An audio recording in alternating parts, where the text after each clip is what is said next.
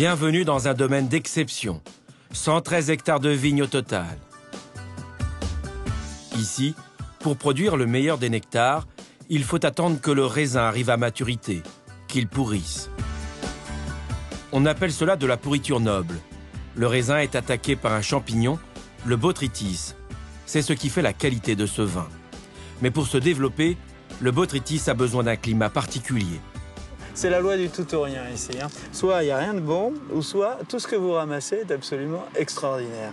Et ça, c'est vraiment dû aux hommes, au vignoble, au terroir, mais surtout à la climatologie. La climatologie a énormément d'incidences.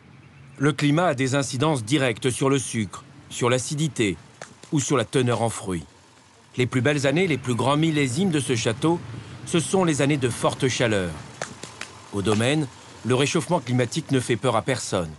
Une augmentation des températures de 2 ou 3 degrés serait même une aubaine pour ce millésime. Pierre Lurton nous emmène dans un lieu unique. Comment, t'es jamais rentré là? C'est la mémoire de ce terroir. C'est la première fois qu'une caméra pénètre dans le Saint des Saints.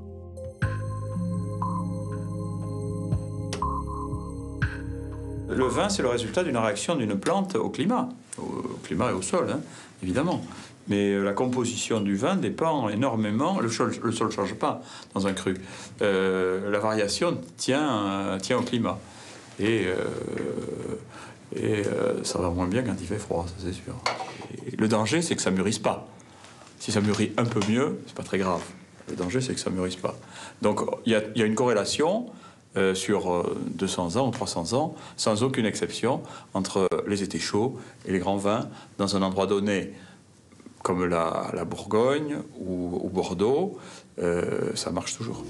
Un avis qui ne fait pourtant pas à l'unanimité dans le monde viticole. Décembre 2009, nous sommes au Salon des viticulteurs indépendants. Ici, la plupart des terroirs de France sont représentés. Si l'on reconnaît que le réchauffement climatique aura dans un premier temps des effets bénéfiques, on s'inquiète surtout des conséquences à long terme d'une hausse des températures. Le cépage phare de l'appellation Bourgogne, qui est le pinot, n'aime pas la chaleur. Et si on assiste à un réchauffement climatique beaucoup trop élevé, à terme, c'est un risque. Le pinot risque de disparaître du terroir viticole bourguignon. Le président des viticulteurs indépendants évoque d'autres dangers.